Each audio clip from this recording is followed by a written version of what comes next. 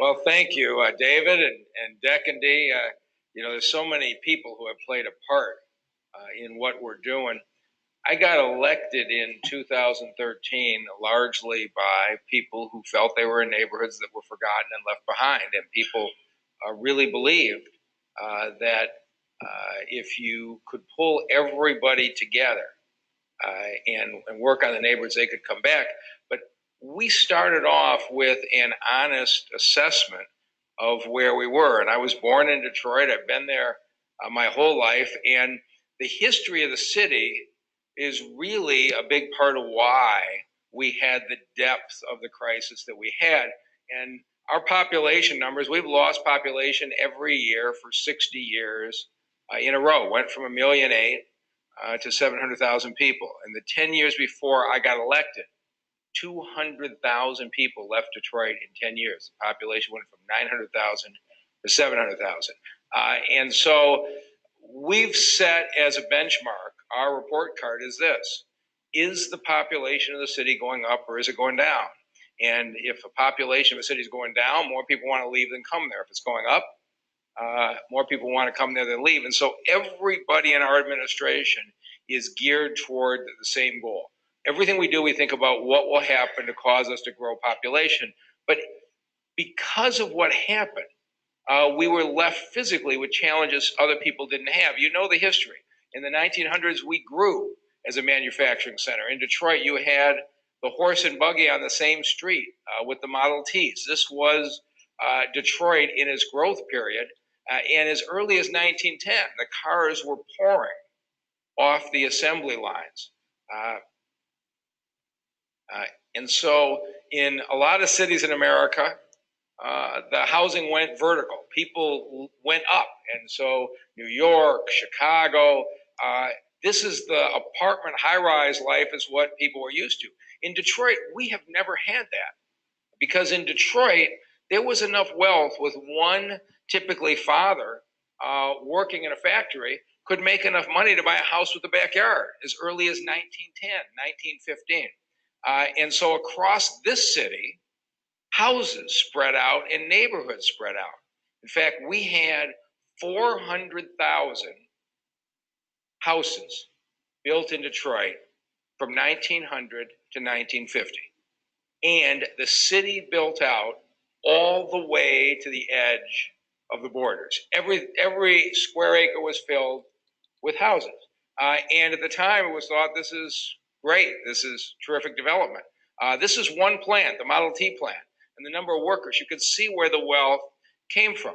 The problem was the city didn't think through what was going to be your employment base if you filled the entire city with single-family homes. And so you had auto plants, and the housing was built right up against the plants, and that seemed to be the way of life. But by the 1950s, Detroit was out of space, and the old manufacturing facilities were typically six-story plants. The assembly line would start on the sixth floor, would go down the line, they put it on a freight elevator, they drop it to the fifth floor, and would work their way down. They realized by the 1950s it was far more efficient if your assembly line was all on one floor. But that took hundreds and hundreds of acres. And those acres were out in the farms. They were out in the suburbs. And so by the 1950s, the manufacturing base was moving out of the city. Even at the time, the city was congratulating itself on being one of the wealthiest cities in the world. But the seeds of where we were going had already been sown. And in 1954, the first major shopping mall opened, the Northland Mall just north of Detroit. People wanted to shop where they drove their cars, and all these department stores were gathered together. Well, there was no room in Detroit for these type of shopping malls. And so the trend started very quickly. And the old auto plants in Detroit, when they moved out, there was no use for those buildings. They sat there and sat there like that year after year. And when they did, all those houses that I showed you before that were built up against those factories, those houses started to clear out. And neighborhood after neighborhood, you started to see, even by the 1960s, people just walking away from their homes. We went from 1.8 million to 700,000 people, and nobody took their house with them. I mean, when you think about that, what we were left behind with was enormously challenging. And so today, this is the result. The city of Detroit today owns 95,000 parcels of land. Now, there's about 350,000 parcels of land in the city. The city owns essentially 1/3 of all of the 140 square miles in the city of Detroit. The city owns. And if you want land, Saskia Thompson, the head of the land bank, she'll be up next, but she's got 95,000 opportunities for you. But it wasn't that we wanted them. This is basically 40 or 50 years of foreclosures.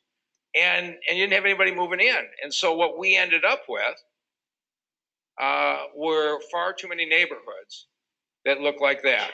Last night, I was really pleased that the National Housing Conference honored the Detroit Partnership, Dan Gilbert, Linda Smith, and the team, who did an analysis that they called Every Neighborhood Has a Future, that laid out a lot of the strategies that we're going to talk about today.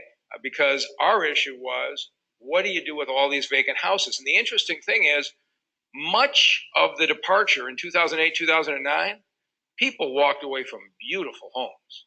But with the mortgage crisis, you had a house, you had a $200,000 mortgage on the house, you couldn't get $50,000 for the house, you walked away from it. And so we had beautiful homes that were being abandoned, and the question became, you don't need to knock down every single house. Can't we find a way to get people to move back in? And that was essentially what I ran on. I ran in my campaign as I campaigned by going to anybody's house who invited me. And I said, invite me to your house, I'll show up. And I go sit in living rooms with 6 or 8 people at a time, people's basements. I did 250 house parties in my election. And all of the kind of racial distrust that we have in this country that's built up over many, many years. When you sit with folks in their living room and you just talk or you share food, what divides us fades to the background. And what unites us comes forward. What people wanted was, they wanted their neighborhoods back. And in the course of that campaign, I think they felt that I had a plan that would do it. And so this is our question. How do we reverse a 60-year decline in a city whose acreage was almost all single-family homes? And so you had to start with some basic services, because there are lots of reasons people were leaving. But we had half of the streetlights in our city out in January of 2014. And so in 3 years, we lit the city, 64,000 streetlights, one end of the city to the other. Neighborhoods went like that to that. Our main streets, you can now read a magazine on the main streets at night. And in my business, a lot of times you come home and your kids say, what did you do this week? And you say, well, I had some meetings and I did some emails, and you try to explain what you do as an elected official. It was really easy, because when the people's neighborhood was dark and the next week it was light, there was a feeling all across the city. You could see exactly what was happening, and the speed with which it happened, I think, gave people a lot of hope. And then we did things that were really important. I'm a metrics-driven person, and in our cabinet meetings weekly, we're obsessed with this. But if you dialed 911 5 years ago, the police would answer in 28 minutes. It was basically a half hour on a 911 call. Today, it's 13 minutes. The national standard is 12. We're not satisfied, but the fact the police come is enormously reassuring. Ambulance response time, we had the highest in the country at about 18 minutes. And today, we are just about 8 minutes. We did it by doing a lot of boring stuff. We bought new ambulances. We hired mechanics who fixed them. We bought new EMTs. We put a system in place to dispatch it. This stuff doesn't sound exciting, but when you dial 911 and you know the ambulance is going to be there, it's enormously reassuring. And so these kinds of things started to give people confidence. So I don't know where I'm supposed to be pointing this clicker. That way? All right, all right. So we're going to keep trying this. The bus system, if you had looked, we were supposed to pull out 188 buses a year. A quarter of the buses were in the garages, broken down. In fact, the feds had stopped sending us federal support money. They said, we don't know why we keep giving you money for buses when you don't put them on the street. And people would just stand out there, and nobody looked at the schedule. Bus showed up, it showed up. And God help you if you had to make a connection, because then you had to get off and wait for the next one to show up. Today, We've got 232 buses. Not only do we make pull out, we've added an enormous amount of service on the road. So these kinds of things now created an atmosphere. But at the end of the day, Detroit's success is going to be the blight issue. And so, as I mentioned to you, we are in a situation where we own 95,000 parcels of land, 70,000 vacant lots, and roughly 25,000 parcels with a house. And that's amazing. I mean, 25,000 houses is a major city. Imagine city government owning every house. It's a remarkable challenge. And so of the roughly 25,000 houses we have today, I give up. I can tell you this without the clicker. Points towards right there. Okay, 5,000 still have people in them. So think about this. The city government owns the property. We've got 5,000 squatters in the houses. Now, sometimes they were tenants who the landlord got foreclosed on. They just stayed. Sometimes there were people who saw an opportunity. What do? Do you go and evict folks from the house? We got plenty of abandoned houses already. Is that really what we want, is another vacant house? Do you let them stay, and the neighbor next door who paid their taxes says, how come the person next to me who didn't pay their taxes, got foreclosed on, is living there for free? Interesting challenges that I know Saskia is going to talk about. 5,000 are vacant, but they're structurally sound. We could sell them, and I'm going to show you how we're doing it. And about 15,000 have to be demolished. So this is the kind of inventory that we're managing. The second largest demolition program is in the state of Ohio. They knocked down about 1,000 years, and Ohio runs a first-class demolition program through the federal hardest hit program. But to give you a sense of the order of magnitude, they do 1,000 a year statewide. We're doing 3,500 a year just in the city of Detroit. And so here's what we did that was different. When I would go sit in folks' living rooms when I was campaigning, they all tell me the same story. There'd be 4 vacant houses on a block. The demo crew would come down the block. They'd knock down one house. They leave.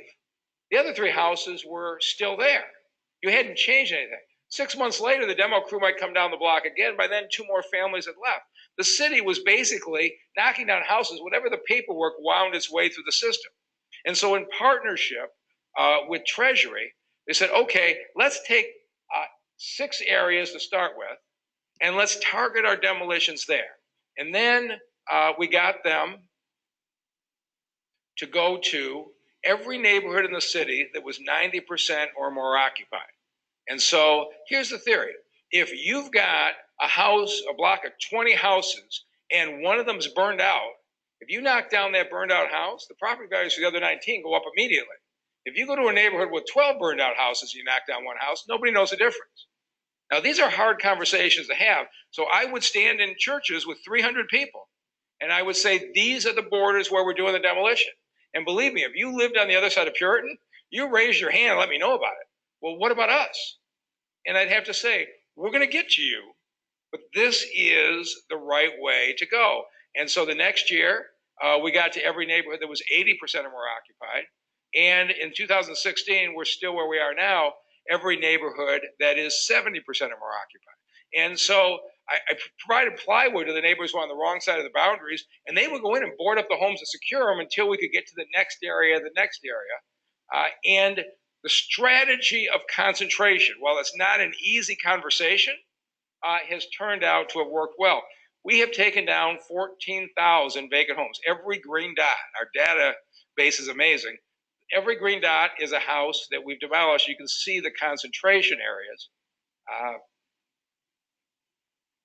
And here is the key part. If our goal is to grow the population, knocking down houses doesn't do you any good, right? The real question was, how many could we save? And here's what we found. If you got 2 burned out houses on the block and 2 beautiful brick houses that were vacant, nobody's going to move into that vacant brick house as long as the burned out house is across the street. But if you knock down the burned out houses, we thought we could sell them. So we went in and started suing owners of private properties that were vacant. And we go into a neighborhood, we file on every house at once. And we'd say, we're going to sue you on a nuisance theory. You cannot legally maintain your property in a way that's a nuisance to your neighbor. So you either sign a court order to get it fixed up and occupied in 6 months, abate the nuisance yourself, or deed it to us and we'll sell it on the internet like eBay. And so we would roll through. Yeah, okay, there we go. We would roll through neighborhoods, and this, you see 50 houses in a neighborhood all have that posting saying, we're going to sue you, but we'd much rather you sign an order to get it fixed up and occupied. And so they said, okay, who is going to buy a vacant house in the city of Detroit? So if anybody wants one, you can go to buildingdetroit.org, our website. We auction 3 houses every single day. Starts at 9 in the morning, ends at 5 o'clock at night. They typically sell between $1,000 and $10,000, but lately the property values have taken off. And in the last 4 years, 4,000 houses that were vacant are now occupied with families moved into them. And so you think about what that means to the neighborhood. So I'll give you an example. Here's a house on Mansfield. We sold for $20,000 in an auction. Can you imagine somebody walked away from that house? This house on Boston Edison went for $70,000. We sold this house for $112,000. All of these were houses people just walked away from. And they walked away because the rest of the neighborhood was going downhill. This house we sold for $255,000 about a month ago. And you look at these and say, how despondent do people have to be to walk away from these homes? And so if you want to see what they look like, and when I say 4,000 times we turned a vacant house into an occupied house, I'll show you what it looked like. That house on Monica looked like that when we started, and today it looks like that. That house on Rosa Parks can't be saved, right? Today it looks like that. This house on Atkinson would have been demolished. Today it looks like that. This is what we are doing every single day. It looks hopeless, right? Today it looks like that. This is what we have done 4,000 times. And this is why we're starting to feel good. If you want to see what the inside of one of these houses look like, there's one of the houses we took in a lawsuit. There's that same house today. So imagine being on this block and having the house next to you go from this to that. This house in Chicago is one of my favorites. When we started these auctions, and Duggan was a part of this, we got a lot of criticism saying, you're nuts. You're going to put vacant houses up in Detroit for auction. Nobody's going to buy them. So we set up this website. We were about a month or two in. We sold some, and it was going pretty good. And a Friday afternoon, this house on Chicago went up for auction. And I started getting phone calls around 4:30. Said, you got to check this out.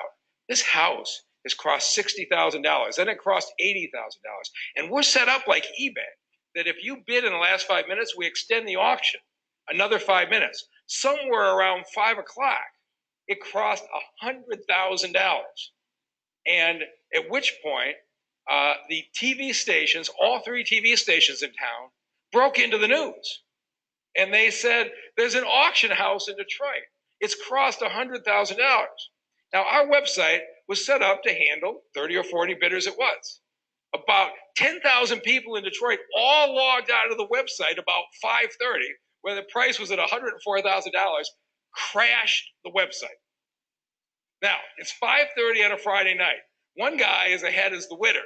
The other guy is hitting his button and the whole thing's frozen. He's frantically calling the office. Well, nobody's in the office at 5:30 on a Friday night. And the website does what it's supposed to do. And the guy, when 5 minutes goes by, sends him an email message, you've won, you've got this house. Turned out $105,000. And so the other guy is very angry, calls on Monday and said, hey, it froze. I said, you're right, we'll rebid this. And so I announced we were going to rebid this. By now it had gotten a great deal of attention. Of course, when you do that in the city of Detroit, it means you get sued. And so the other bidder sued, did a press conference, says, we're suing, the mayor's being mean to us, we legitimately won the bid. And my team came in and they were all panicked. I said, oh my God, what are we going to do with this bad publicity? And I said, look, the worst story we get this week is I'm being sued by a guy because I won't sell him a vacant house for $105,000. We're going to be okay. We rebid it 2 weeks later. The same guy won for $98,000. He's now my good friend. This is a showcase for us. But these are the things that we had to learn as we went through the process. And so now the preeminent real estate agency. This is Saskia, but the #1 real estate agency in the city of Detroit is the Detroit Land Bank. Think about what we had to do. We had to figure out how to be Century 21. We had to figure out how to hold open houses, how to sell these, how to price these, how to do closings. I mean, it's a massive process. And so what that map shows is the percentage of sales in that zip code done by the land bank as opposed to private real estate agencies. And in the dark blue, 75% of the sales are done there. In most of the city, 50% of the single family homes are being sold by the land bank. That's starting to change now, but it gives you an idea. You want to start your own real estate agency, that's a lot of work. For government to start a real estate agency from scratch, it's been a remarkable accomplishment. So then we knocked down these 14,000 homes. And now we got all these parcels of land. Okay, I don't want 95,000 parcels of land. And so what do you do about it? So we went to a program where we said, first person who should have a shot at it is a next door neighbor. Let's set up a system where the next door neighbor can pay $100 and get the lot next to their house. You prove you own the property, you're current on your taxes, etc. And so those pictures are from my favorite days of the year, which we call side lot fairs. And we take entire high school gymnasiums and we set up a whole system where you come in from the beginning to the end and you walk out with your deed.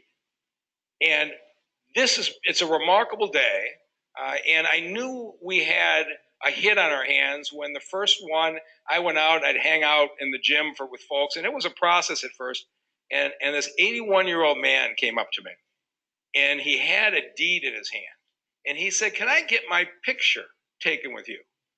I said, "Sure." I said, "How long did the process take today?" He said, "About 2.5 hours. And I said, "I am so sorry that it took so long." He says, "Oh, no, I'm not complaining." He says, "I've been cutting that lot next to me since 1991. He says, 2.5 hours is fine. He says, "But I'll tell you why I want the picture. I got the postcard in the mail that said I could come up to the school and buy this lot. I told my wife Saturday morning, I'm going to go do this." And my wife said to me, "You old fool, that's a trick. They're not really going to sell you that lot next door for $100. He says, "And I want to take home the deed and a picture of me and the mayor giving it to me." And so we took the picture and he left with a smile. We have now sold side lots. And we'll add in the drama here.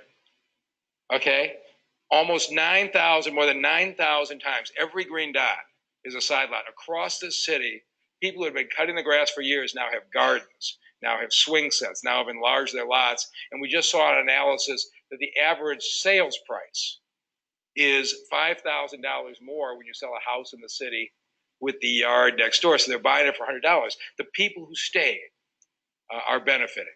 And so these are the ultimate tests. Home sale prices in this city, in the dark green, are up 50% or more in 3 years. Publicly reported sales prices. The red, they're down. Green, they're up about 25%. The dark green, they're up 50%. So people talk about downtown and midtown Detroit is where all the recovery is. That's not true.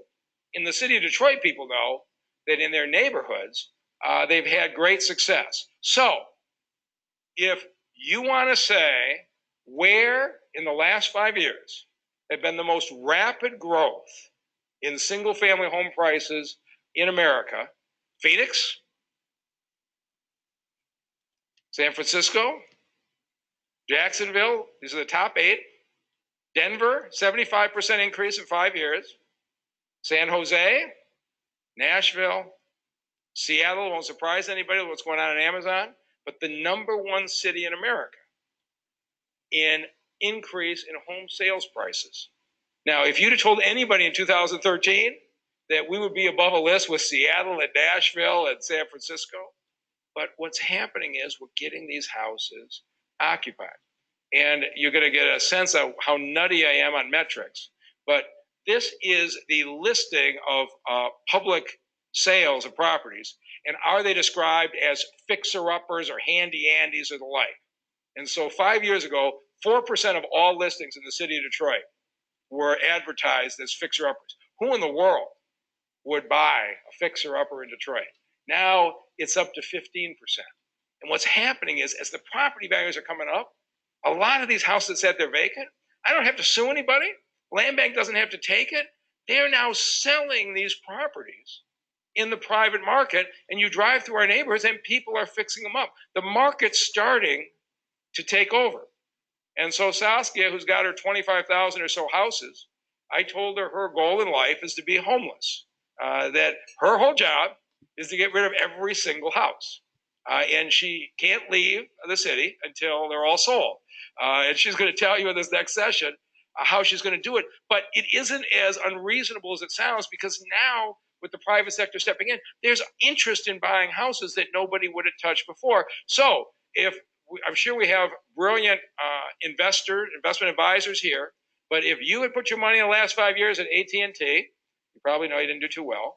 Walmart, you did better. General Motors, our hometown company, we're very proud of. New York Stock Exchange, S&P 500, you bought index funds, you'd have been up 86%.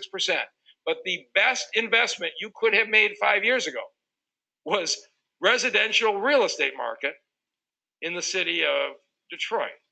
It gives you a sense of the perspective. Now, I have some good news for you. We still have ways to go, and there's still opportunities. Now we are about to move on to the next phase. And I'm much more interested in talking about what we've done. We don't spend a lot of time talking about what we're going to do, but we now have 10,000 housing units in design or under construction. And we now have problems other cities have. 6-month wait list to get an apartment in downtown and midtown. We've got pressures on HUD supported housing, low-income housing, with 30-year credits are expiring, and developers who want to kick out the people and make a market rate. And the interesting thing is, with Arthur Jefferson and our team, we've intervened 15 times in the last 5 years. We've stepped in and gotten 3,000 people who, where their low-income credits are going to expire, signed up to new 15 and 30-year deals to keep that low-income housing. We did it in a couple of ways. One is Arthur's a kind and persuasive person. The second is we have said to them, if you let your low-income credits expire, you will have no tax break, no assistance, no anything from the city of Detroit. And it's interesting now, the debate has ended. The existing units are being preserved, and when we do new construction, we require 20% to be affordable. And Arthur is in the process of putting together a $250 million affordable housing leverage fund, $50 million in grants from philanthropy and corporations, $50 million in government contributions, and $150 million in low-cost capital, whether it's the program-related investment from a foundation where they maybe loan a developer at 2%, or whether it's loan guarantees or the like. And the initial reaction is great, because an interesting thing has happened. As this city has come back, our business and development community has bought into the notion that we are not going to have one area of the city that's economically wealthy and another area that's poor. We believe people of all incomes and all backgrounds ought to be able to live in every neighborhood. And so now the business community, development community is sitting in the room with us saying, okay, if the numbers work, I'll build these new apartment buildings and 20% will be affordable. I'll preserve the affordable housing for the next 30 years. And so you're going to be hearing about that as we go forward. But we're doing two things at once now. We're filling in the neighborhoods, but we're also making sure that the demand for the housing is done in a fair and equitable way. So good news is Forbes says the most undervalued housing market in Detroit, in the country, remains in Detroit. Even with the growth that we've made, we still have enormous opportunity for upside. Our average housing price is about a tenth that of San Francisco. So there's still a long way to go. But with all of the partners here, I should mention my friend Mike Pozzanelli from HUD, who's been a great partner as well. We've had the federal government, the state government, the private foundations, the business community, all pulling together. And we got a long way to go. But in the middle of downtown Detroit is a sign that everybody thinks symbolizes where we are. And you may have to wait for it. And there it is. Nothing stops Detroit. Thank you all very much for having me.